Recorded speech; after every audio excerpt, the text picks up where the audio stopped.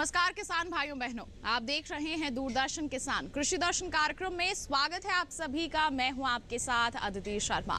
किसान भाइयों बहनों, कृषि और किसान कल्याण मंत्रालय ने एक अनूठी पहल की है। 6 दिवसीय एक अभियान की शुरुआत की है जिसका नाम रखा गया है किसान भागीदारी प्राथमिकता हमारी। जी हां, इसका जो क्रियान्वयन है 25 से 30 अप्रैल के बीच में किया जा रहा है और इसका आयोजन किया गया है दूसरे मंत्रालयों व विभागों के सहयोग से। जी हां, इसकी शुरुआत की थी हमारे कृषि मंत्री श्री नरेंद्र सिंह तोमर ने। बता दें आपको कि इसका उद्देश्य ये है कि हमारे जो किसान हैं उन्हें जागरूक किया जा सके। हमारी सरकार की जितनी भी तमाम योजनाएं चलाई जा रही हैं खेती किसानी के क्षेत्र में उन्नति के लिए, हमारे किसानों के उद्धार के लिए, और इसी तरह यहाँ पर कार्य भी हो रहा है। जी हाँ, 3 दिन बीत चुके हैं और तीनों ही दिन हमारे किसानों को जागरूक किया गया है कार्यशालाओं वेबिनारों के द्वारा, और साथ ही साथ अब बारी आई है चौथे दिन की। और चौथे दिन बता दें आपको क्या कुछ खास रहा इसमें जानकारी दी गई पशुपालन और मत्स्य पालन के साथ साथ डेयरी विभाग के बारे में भी। इससे संबंधित जितनी भी योजनाएं हैं, जितना भी कार्य किया जा रहा है, इसके प्रति जागरूक किया गया हमारे पशुपालकों को,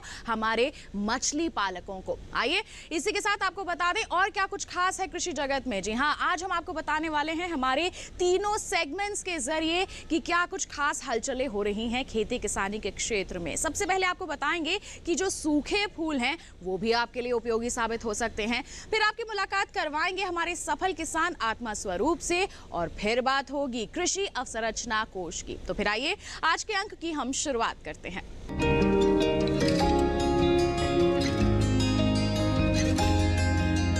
किसान भाइयों बहनों, जैसा कि हमने आपको बताया कि देश में आजादी का अमृत महोत्सव के तहत अभियान चलाया जा रहा है किसान भागीदारी प्राथमिकता हमारी, और इसके तहत बता दें आपको कि रोजाना नए नए कार्यक्रमों का आयोजन किया जा रहा है। क्या कुछ खास रहा इस अभियान के चौथे दिन, आइए नजर डालते हैं इसको जानने के लिए हमारी खास रिपोर्ट पर।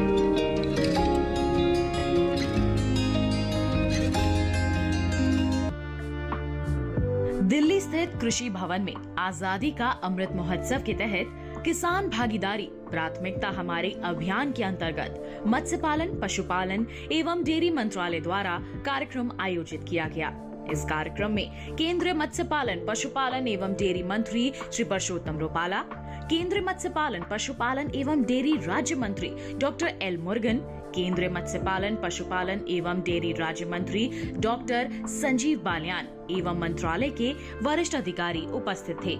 इस अवसर पर केंद्रीय मत्स्य पालन, पशुपालन एवं डेयरी मंत्री श्री परषोत्तम रुपाला ने देश भर के पशुपालकों एवं मत्स्य पालकों से सीधे संवाद भी किया।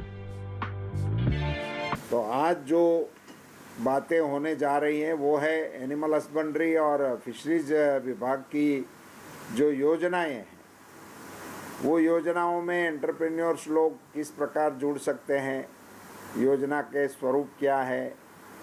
हमारे एंटरप्रेन्योर्स ने कई जगह पे बहुत खुद ही अच्छा काम किया है। ऐसी सक्सेस स्टोरीज भी इस कार्यक्रम के माध्यम से आप सभी को देखने को मिलने वाली है। मुझे सिर्फ आज इस कार्यक्रम को शुभकामनाएं देते हुए इतना ज़रूर कहना है कि हमारे प्रधानमंत्री जी की जो सोच है किसानों की आय को दुगुना करने की, वो सिर्फ खेती और खेत पैदाशों के ऊपर आधारित नहीं होते हुए एलाइड सेक्टर के हिसाब से एनिमल हस्बेंड्री और फिशरीज सेक्टर का भी इसमें बहुत बड़ा महत्व है और इसका बहुत बड़ा रोल भी है। और इसी के चलते ये दोनों विभागों में 2021 से बहुत ही नए तरीके से योजना के स्वरूपों को बनाया गया और धरती पे उतारने का प्रयास भी चल रहा है। मैं इतना ज़रूर बताना चाहूँगा कि हमारे एनिमल हस्बेंड्री सेक्टर में सबसे बड़ा बदलाव प्रधानमंत्री जी ने हेल्थ सेक्टर को लेकर के किया है, और मोबाइल यूनिट देने का जो निर्णय है, मैं मानता हूं कि आगामी दिनों में भारत के पूरे पशुधन को एक बहुत बड़ी राहत देने का एक कार्यक्रम देश भर में चलने वाला है। 4000 से उपरांत मोबाइल यूनिट पूरे देश भर के लिए हमारे विभाग ने 100% भारत सरकार के खर्चे से मंजूर कर दिए हैं। सो इन एम्बुलेंसों की वजह से टेक्नोलॉजी को डोर स्टेप तक पहुंचाने का बहुत बड़ा अभियान भी चल सकेगा। इससे हमें आर्टिफिशियल इंसेमिनेशन के प्रोग्राम में भी बहुत बड़ा बल मिल सकता है। तो इन सारी योजनाओं का प्रयोग करते हुए हम किसानों की, पशुपालकों की और फिशरमैनों की जिंदगी में बदलाव लाने का मोदी जी का जो लक्ष्य है उसको साकार करने के लिए हमारा पूरा विभाग लगा हुआ है।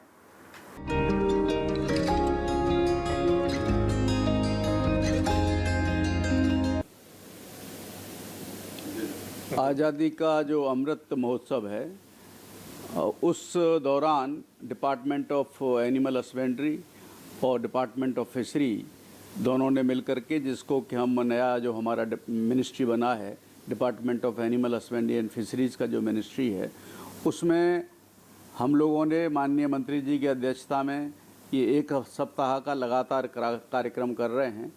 और इस कार्यक्रम का उद्देश्य यह है कि किसानों तक जो मिनिस्ट्री में स्कीम्स चल रही हैं, जो सीधे किसानों को जोड़ती हैं, लाभ देती हैं, उनके बारे में किसानों तक इसकी जो जानकारी है उसको कैसे पहुंचाया जाए। तो जैसे आज आपने देखा कि हमारे अधिकारियों ने और एक्सपर्ट्स ने सिंपल सरल भाषा में किसान भाइयों को बताया कि एनिमल हस्बेंड्री, डेयरी और फिशरी में उद्यमता विकास कैसे किया जाए, जिससे कि आप लोग, किसान भाई लोग जो हैं वो अपनी इनकम बढ़ा सकें और सरकारी नौकरी या बाकी चीज़ों पर निर्भरता उनकी कम हो जाए। तो एनिमल हस्बेंड्री के केस में पोल्ट्री, शीप, गोट, फिशरी, फॉडर और कैटल एंड बफेलो, इसके सब्सिडी जो भारत सरकार दे रही है उसके आधार पर किसान भाई उसका लाभ उठा सकते हैं। और सिंपल पोर्टल बना हुआ है जो हमारे एनिमल हस्बेंड्री डिपार्टमेंट की जो वेबसाइट है उस पर उसके डिटेल हैं। पोल्ट्री के केस में 25 लाख की सब्सिडी मैक्सिमम है। फिशरी इसके केस में, गोट के केस में 50 लाख की मैक्सिमम सब्सिडी है एक प्रोजेक्ट पे, और फॉडर के केस में भी 50 लाख की है, और पिगरी के केस में 30 लाख की सब्सिडी है। तो इस तरह कैटल के केस में 2 करोड़ की सब्सिडी है। तो इस तरह की जो जानकारी है वो हमारे भाई किसान भाई बहनों को हम लोगों ने आज बताई माननीय मंत्री जी की अध्यक्षता में, उनके मार्गदर्शन में। और इसी तरह फिशरी डिपार्टमेंट की भी जो स्कीमें हैं, प्रधानमंत्री मत्स्य विकास योजना जो है उसके तहत भी इसी तरह की हैं। पॉन्ड बनाना है, उसमें 40% की सब्सिडी जनरल को है, 60% की सब्सिडी महिला और शेड्यूल ट्राइब को है। तो इस तरह मेन जो फोकस है इस मिनिस्ट्री का वो है कि उद्यमता विकास कैसे करें और एक साल में 15 लाख 20 लाख की इनकम किसान भाई कैसे पैदा करें।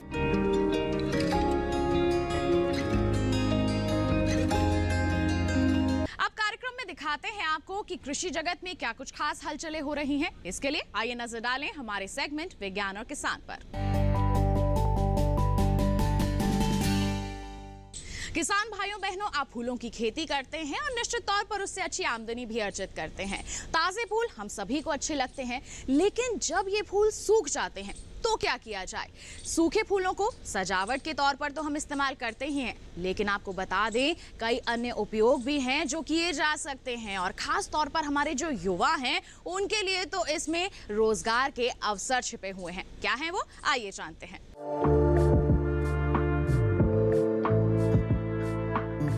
हाल के वर्षों में पुष्प उत्पादन भारत में कृषि व्यवसाय के रूप में उभरा है और इसके उद्योग में भी अच्छी वृद्धि देखी गई है। यही नहीं, पेड़ पौधों के सूख जाने पर भी ये हमारे लिए काफी उपयोगी साबित हुए हैं। फूल पत्तियों पर शोध यानी विभिन्न प्रकार की वनस्पतियों की खोज, उनकी खेती और विकास करने के उद्देश्य से भारत सरकार द्वारा स्थापित राष्ट्रीय वनस्पति अनुसंधान संस्थान ने सूखे हुए फूल, बीज, तनों और पत्तियों के सजाने संवारने की नई वैज्ञानिक तकनीक विकसित की है।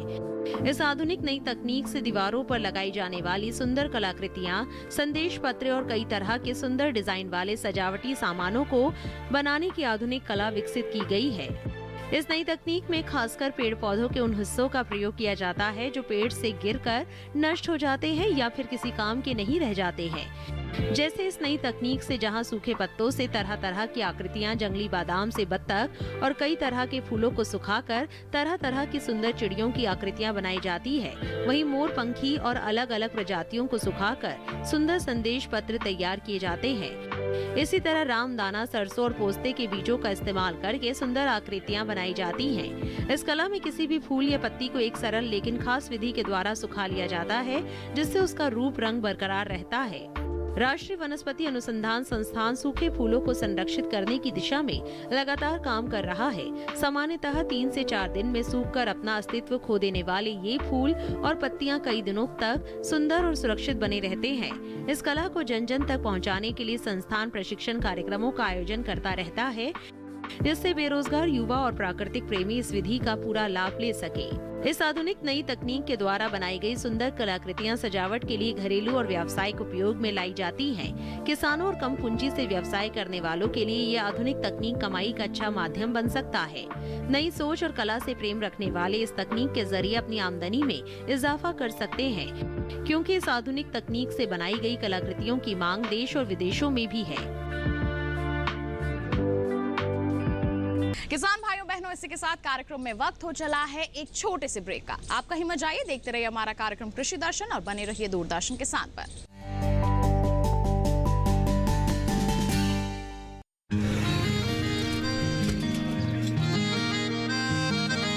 क्या बात है भाई, आजकल तो काफी खुश नजर आ रहे हो। क्यों ना हो, अब मैं ऑर्गेनिक खेती जो कर रहा हूँ ये पूरा प्राकृतिक है, ऑर्गेनिक है। इसमें हमारे खेत, हमारी फसल और हमारी जेब सब फायदे में होते हैं और इसमें लागत भी कम है। जी हाँ, आप भी ऑर्गेनिक खाद का प्रयोग करें, अपनी फसल और मिट्टी को तंदुरुस्त बनाएं और आपकी आमदनी में इजाफा करें। अधिक जानकारी के लिए किसान call centre toll free number 1800-180-1551 पर कॉल करें और लॉग ऑन करें kisan.gov.in और farmer.gov.in। कृषि और किसान कल्याण मंत्रालय द्वारा किसान हित में जारी।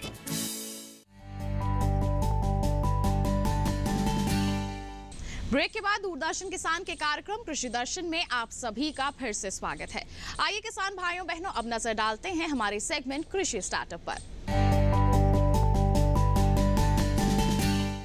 आज के हमारे सेगमेंट में हम आपकी मुलाकात करवाने वाले हैं एक ऐसे सफल किसान से जो फूलों की खेती को अपनाए हुए हैं और अच्छी आमदनी अर्जित कर रहे हैं, और सफलता का मुकाम तो इन्होंने हासिल किया ही है। इनका नाम है आत्मास्वरूप। आइए जानते हैं कैसा रहा है इनका कामयाबी का सफर।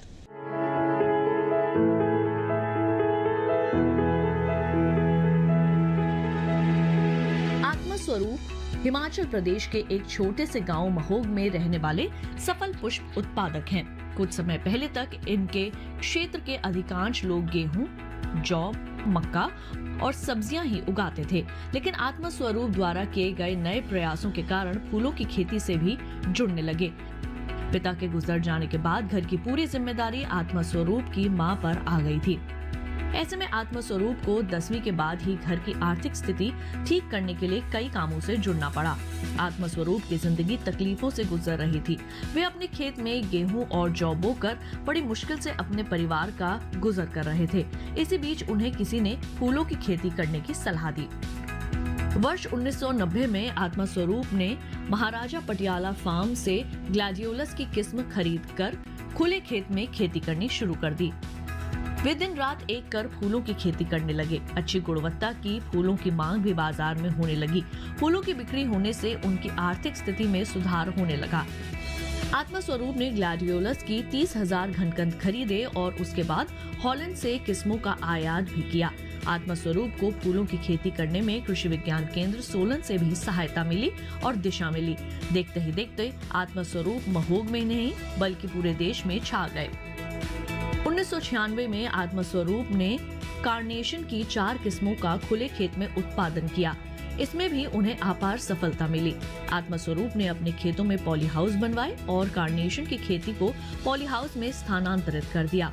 इन्होंने गुलदाउदी और गुलाब की किस्मों की खेती कर अपने उद्योग को विविधीकृत बनाया। खेती में ड्रिप सिंचाई और स्प्रिंकलर प्रणाली का उपयोग करके अपने खेत में पानी का उचित बंदोबस्त भी किया। उन्होंने अपने गांव और आसपास के किसानों को भी फूलों की खेती करने के लिए प्रेरित किया है। उनकी सफलता से किसान प्रभावित होकर अन्य किसान भी अब फूलों की खेती से जुड़ने लगे हैं, जिससे उनकी आर्थिक स्थिति बेहतर हो गई है। कामयाबी के इस सफर में आत्मस्वरूप को अनेक पुरस्कारों से सम्मानित भी किया गया। उन्हें जिला स्तरीय सर्वश्रेष्ठ पुष्प उत्पादक और उत्कृष्ट कृषक पुरस्कार जैसे कई पुरस्कार मिल चुके हैं।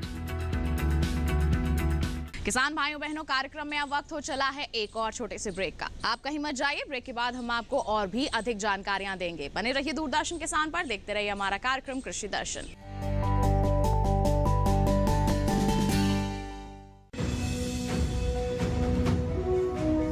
भारत सरकार का हर प्रयास किसानों को दे रहा है एक नई आस।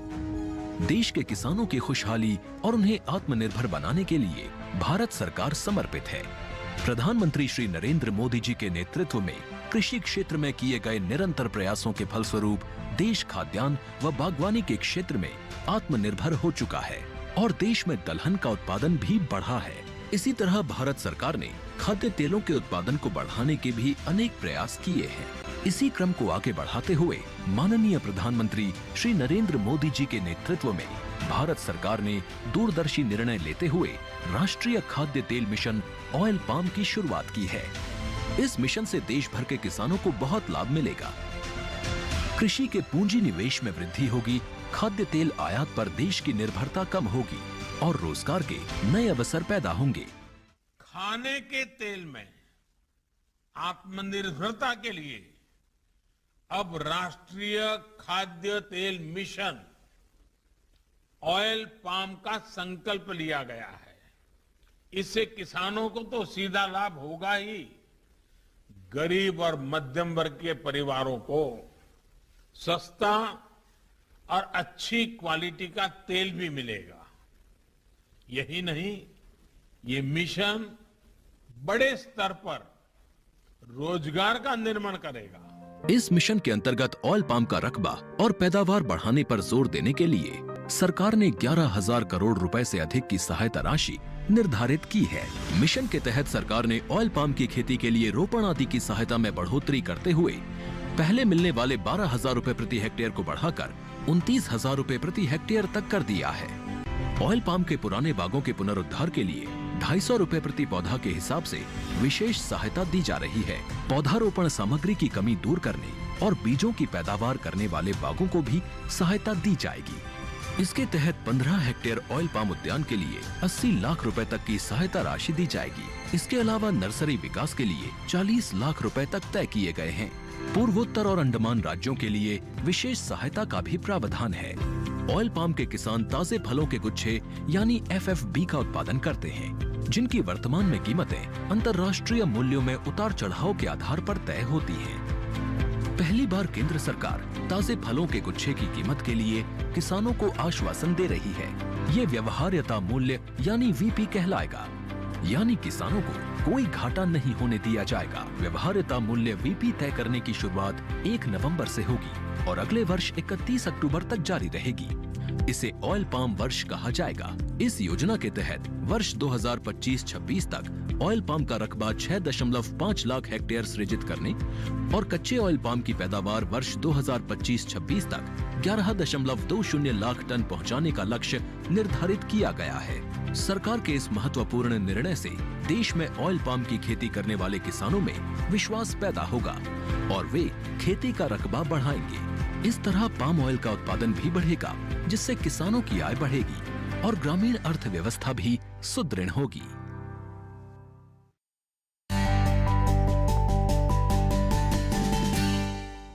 ब्रेक के बाद दूरदर्शन किसान के कार्यक्रम कृषि दर्शन में आप सभी का फिर से स्वागत। अब कार्यक्रम में वक्त है नजर डालने का फार्मिंग इंडिया सेगमेंट पर।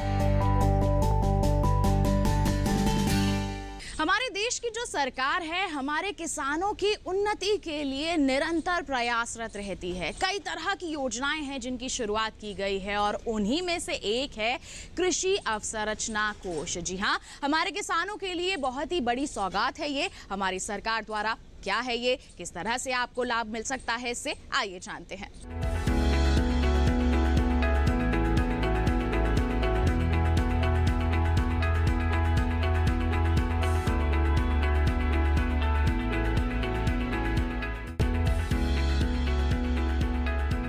कृषि अवसंरचना कोष केंद्रीय सरकार द्वारा किसानों के हित के लिए बनाई गई एक योजना है। इस योजना के तहत किसानों को फसल कटाई के बाद कृषि अवसंरचना प्रबंधन और सामुदायिक कृषि परिसंपत्तियों से संबंधित परियोजनाओं में निवेश के लिए माध्यम और दीर्घकालिक ऋण की सुविधा उपलब्ध कराई जाती है। सरकार द्वारा शुरू की गई इस योजना के माध्यम से किसान फसल की कटाई के बाद उसकी सही कीमत मिलने तक उसे सुरक्षित रख सकेंगे। इस योजना के माध्यम से किसानों को आधुनिक तकनीकों को अपनाने के लिए प्रोत्साहित करना भी लक्ष्य रखा गया है। इस योजना की विशेषताओं की बात करें तो फसलों की कटाई के बाद अनाज के प्रबंधन हेतु अवसंरचना का विकास करना, उपज बढ़ाने के लिए सामुदायिक कृषि परिसंपत्तियों के लिए धन उपलब्ध करना, लिए गए ऋण पर सब्सिडी और बैंक गारंटी के माध्यम से किसानों और कृषि क्षेत्र से जुड़े उद्यमों को निवेश बढ़ाने और आधुनिक तकनीकों को अपनाने के लिए प्रोत्साहित करना प्रमुख है। इस योजना का उद्देश्य कृषि क्षेत्र में आधारित तंत्र को मजबूत करना है, जिससे देश के बड़े बाजारों तक किसानों की पहुंच सुनिश्चित की जा सके और साथ ही नवीन तकनीकों के माध्यम से फाइटोसैनिटरी मानदंडों को पूरा करते हुए अंतर्राष्ट्रीय बाजारों तक भारतीय किसानों की पहुंच बढ़ाई जा सके। कृषि अवसंरचना कोष के तहत 1 लाख करोड़ रुपए की वित्त पोषण की सुविधा दी गई है। इस योजना के तहत ऋण पर ब्याज में 3% की छूट प्रदान की जाएगी। साथ ही ऋण जारी करने वाली संस्था को 2 करोड़ रुपए तक के ऋण पर बैंक गारंटी सरकार द्वारा दी गई है। इस योजना की अवधि वित्तीय वर्ष 2020 से 2029 यानी 10 वर्ष तक निर्धारित की गई है। इस योजना का लाभ प्राप्त करने के लिए प्राथमिक कृषि साख समितियां, विपणन सहकारी समितियां, किसान उत्पादक संगठन, स्वयं सहायता समूह, संयुक्त देयता समूह, बहुउद्देशीय सहकारी समितियां, कृषि उद्यमियों, स्टार्टअप, एग्रीगेशन इंफ्रास्ट्रक्चर प्रोवाइडर्स पात्र हैं। ये ऋण 4 वर्षों में वितरित करने का लक्ष्य है। कृषि अवसंरचना कोष का प्रबंधन और निगरानी ऑनलाइन प्रबंधन सूचना प्रणाली प्लेटफॉर्म के माध्यम से की जा रही है। ये प्लेटफॉर्म सभी योग्य संस्थाओं को ऋण के लिए आवेदन करने में सुविधा प्रदान कर रहा है। इच्छुक व्यक्ति या संस्थान पोर्टल के माध्यम से ऋण के लिए आवेदन से पहले अलग अलग बैंकों द्वारा प्रस्तावित ऋण दरों के बीच तुलना करके बेहतर निर्णय ले सकते हैं। ये प्लेटफॉर्म कई बैंकों द्वारा दी जाने वाली ब्याज दरों में पारदर्शिता, ब्याज अनुदान और क्रेडिट गारंटी सहित योजना विवरण, न्यूनतम दस्तावेज, अनुमोदन की प्रक्रिया के साथ साथ अन्य योजना लाभों के साथ एकीकरण जैसे लाभ भी प्रदान किए जा रहे हैं। तो किसान भाइयों बहनों, ये था हमारा आज का कार्यक्रम कृषि दर्शन। उम्मीद करते हैं आज के कार्यक्रम में दी गई जानकारियां आपके लिए लाभकारी साबित होंगी। बता दें आपको, दोबारा कार्यक्रम देखना चाहते हैं तो टीवी स्क्रीन पर दिखाए जा रहे QR कोड को स्कैन कीजिए, सीधा पहुंच जाएंगे हमारे YouTube चैनल पर। आप दोबारा कार्यक्रम देखकर तमाम जानकारियां पुनः हासिल कर सकते हैं। साथ ही अगर आप हमसे जुड़ना चाहते हैं तो ईमेल कीजिए, हमें ईमेल ID है हमारी krishidarshan@gmail.com। आप हमें पत्र भी लिख सकते हैं। हमारा पता है कृषि दर्शन, कमरा number 59A, CPC Doordarshan, Khelgaon, नई दिल्ली 110049। तो इसी के साथ आज के लिए इतना ही। अगले अंक में करेंगे आपसे मुलाकात। तब तक के लिए हमें दीजिए इजाजत। आप बने रहिए दूरदर्शन किसान पर। नमस्कार।